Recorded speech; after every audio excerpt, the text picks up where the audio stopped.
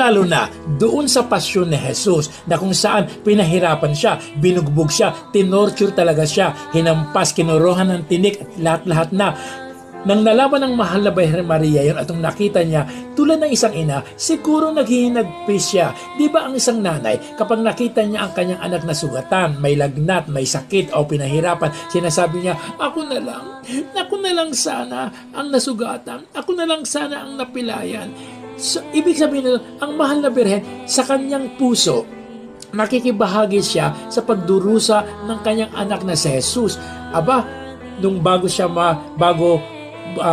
mamatay si Jesus, sinabi niya kay San Juan, ang iyong ina, Maria, ang iyong anak. Kaya nga, tunay na naging nanay natin, ang mahal na Birheng Maria. At bago siguro ipikit ni Jesus ang kanyang mata sa kanyang kamatayan, ang huling sulyap niya ay ang mahal na Birheng Maria. Imagine kung ano hinagpis ng isang nanay. Nung binaba si Jesus sa krus, niyakap ng mahal na Birhen ang kanyang anak na si Jesus sapagkat kaugalian noon na isang manghudyo ng isang anak na namatay, ang nanay ang magbubuhat at ang maglilibing.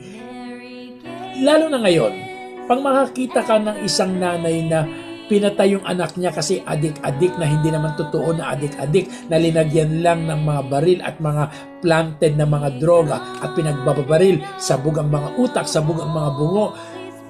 Parang nakakaiyak talaga. Dalamhatin ng isang ina, isang bata na namatay o nasagasaan o naging nalunod o natabunan ng lupa dahil sa nasira ang kalikasan at saka kung ano-ano pa. Nandun sa loob ng kabaong, makikita mo isang nanay na umiiyak talaga. Isang nanay na ang kanyang anak na namatay dahil sa COVID o ano pang mga sakit dyan o wala silang pang ospital. Makikita mo ang dalamhati ng isang ina sa kanyang anak. Ang mahal na Birhen, naiintindihan lahat ang ating kalagayan. Kaya nga, si Jesus na buhay na mag-uli, tayo ay pinatawad, nagkaroon ng bagong buhay. Kaya nga tayo sa mga Pilipino, sabi nga natin ay siguro meron tayong kaugalian tradisyonal sa lubong. Siguro na nabuhay si Jesus, no? Ang unang nasa isip niya siguro, no? Baliban sa ama na mapagmahal na ama sa langit, naisip niya, yung nanay ko kaya, kumusta na kaya si Mama Mary? Kumusta na kaya ang nanay ko?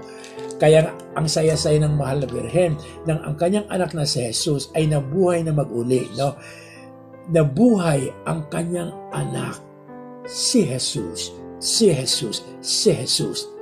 Aba, nang umakyat sa langit si Jesus, nandun pa rin ang mahal na Birhen. Sapagkat ang ating kinahahantungan ay ang langit. Posible na habang umaakyat si Jesus sa langit, nakatitig ang mahal na Birhen sa kanya at ang sulyap rin ng Jesus ay sa kanyang ina. Siguro inuisip na Jesus, huwag ka mag-alala, babalik ako at susunduin kita. At habang ako'y nasa langit, alagaan mo ang mga apostoles ko, alagaan mo ang mga disipulos ko. Tunay nga, sapagkat ang mahal na Birhen, miss na miss siya si Jesus sa umakyat sa langit.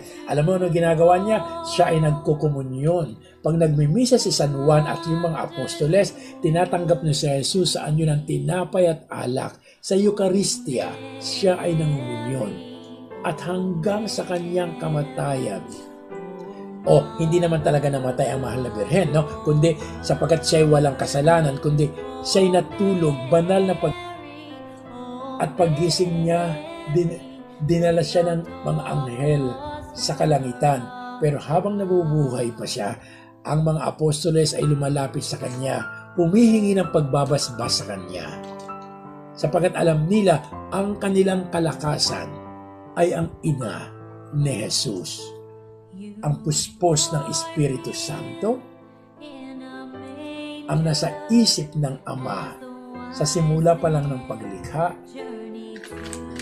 ang ina ng bugtong na anak, si Jesus, si Jesus, si Jesus.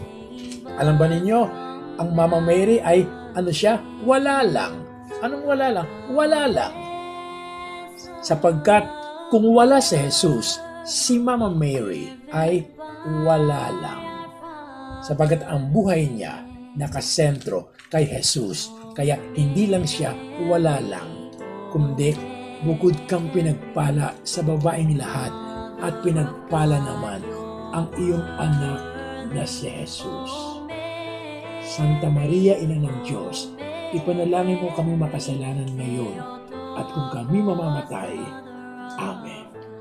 Kwentismo, kwentong katisismo.